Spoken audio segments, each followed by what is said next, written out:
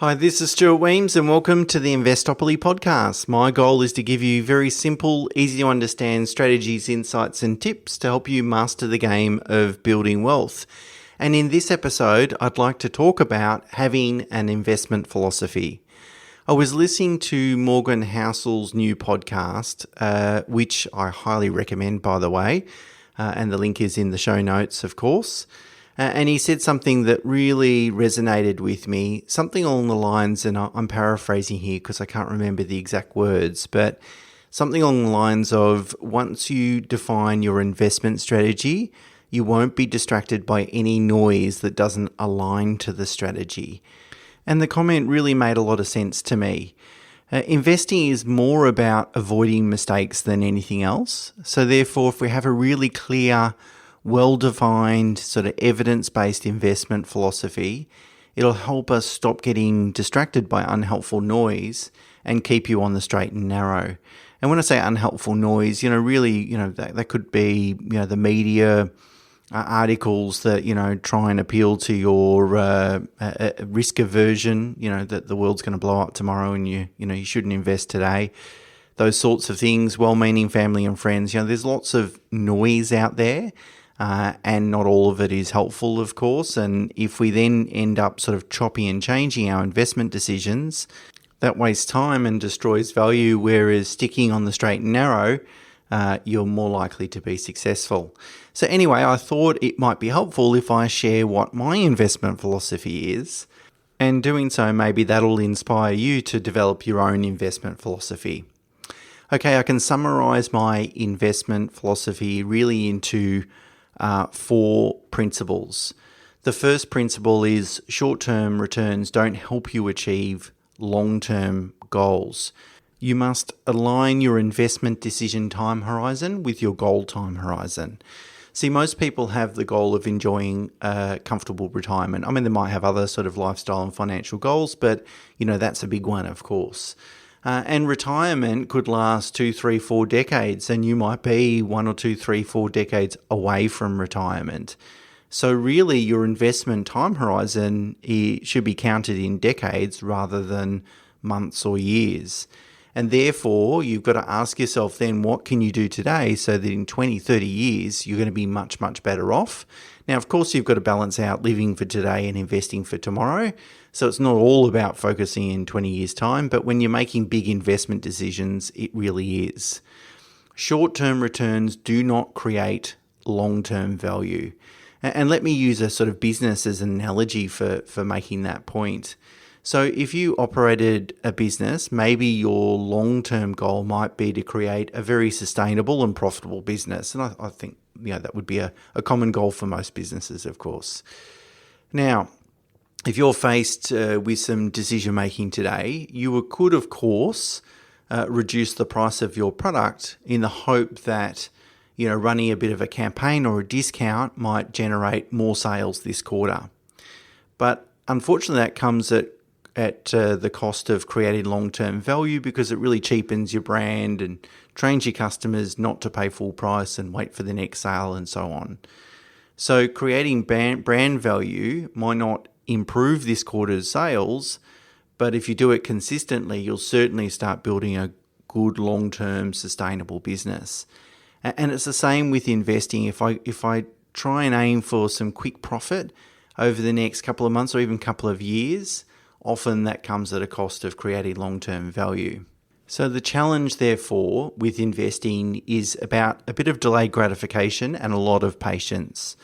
Successful investments often just take time. The compounding nature of capital growth, compounding returns, they just take time.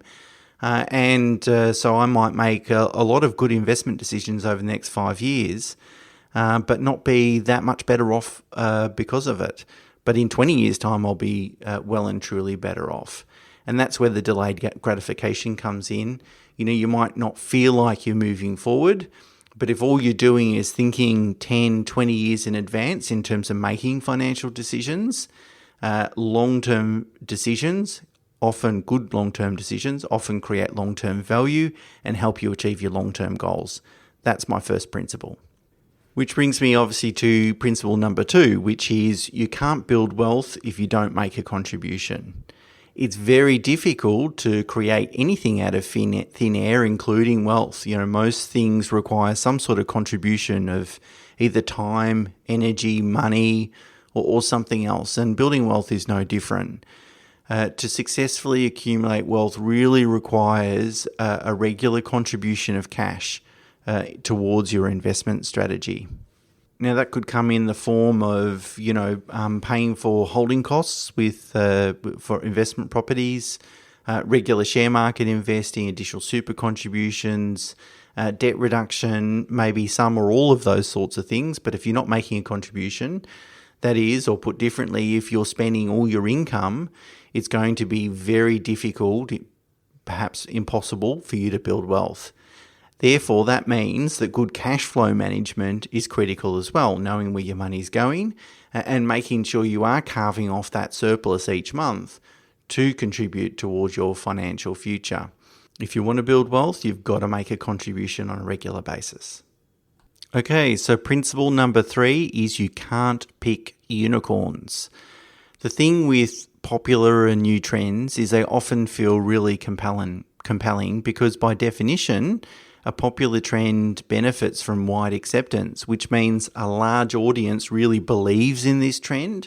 People write about it, they talk about it, all your friends are on board, and it's really easy to get swept up in the momentum of a trend. However, if a trend or investment lacks fundamentals, it's very likely, if not sort of guaranteed, that the long-term returns of that investment will reflect its lack of quality or its lack of fundamentals. You can't expect great returns from average quality assets. And really the reality is that fundamentals don't change. So, for example, if we're thinking about investing in a particular stock or company or index, we know that the value of a stock is really the present value of its future cash flows. If it can't throw off any cash flow, profit, dividends, and so forth, then the value, the company really isn't worth anything.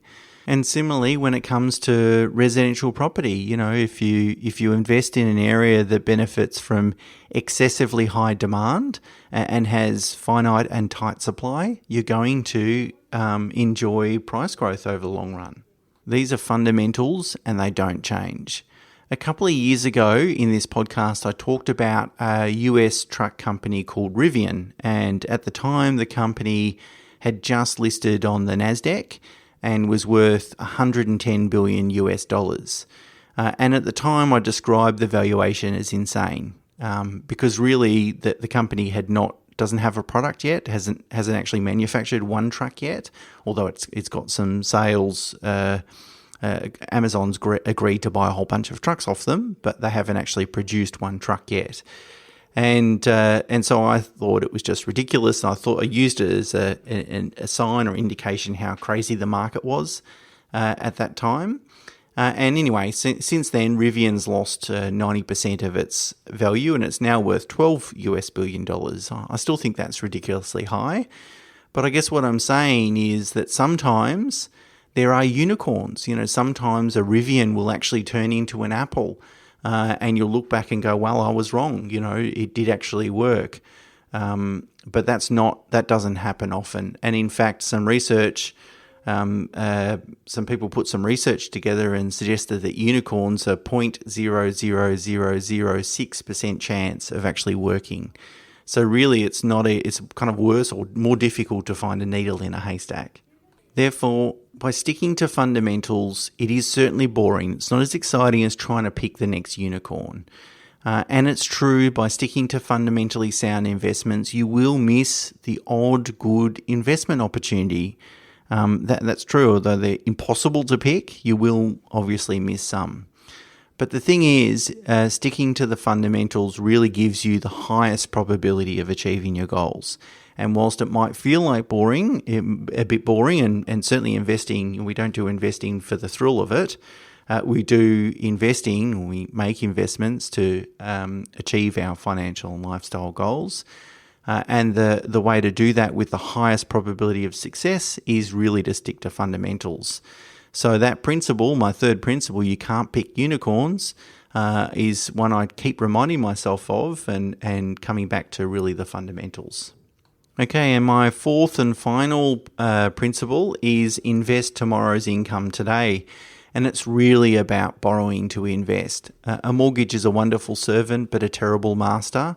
Borrowing safely to invest in high quality assets is a very, very powerful strategy. And the two words in that sentence are firstly borrowing safely. Safely is key, and high quality is key. Obviously, borrowing safely means that you've minimised the chances that because of your borrowings and interest rate increases, that you're going to have to make some decisions, some lifestyle decisions that you wouldn't otherwise want to make. And so if you get yourself into a position where that risk never presents itself, then you're borrowing safely. And remember, building wealth is a marathon, not a sprint. So it's really slow and steady wins the race. We don't have to go out there and go and borrow to our eyeballs and be stupid about it. But having zero borrowings doesn't really leverage that benefit either. And the second element is investing in quality assets. The thing is that borrowings magnify returns, which means that if you have negative returns and you borrow, you'll lose even more money and vice versa. So if we're going to take the risk of borrowing, then we absolutely must ensure that we're investing in great quality assets so that we're rewarded for the extra risk that we're taking through borrowing. So just to summarise then, firstly, principle number one is always make decade plus decisions. Number two is invest a specific amount of cash flow with absolute discipline every month. Number three is only invest in high quality, fundamentally sound, evidence-based assets. And number four is use borrowing wisely. Now, of course, we're bombarded by heaps of stimulus through the media, social media, well-meaning family and friends and so forth. And there's always a lot of noise vying for our attention. And much of it is negative because obviously we have humans have a bias for negative information. But most of this stimulus is very unhelpful and really shouldn't inform decision making. And that's why I think it's really important that people have a well-defined investment strategy. It'll stop them from making emotional decisions about money and keep them on the straight and narrow. Okay, that's it for this week. Until next week, bye for now.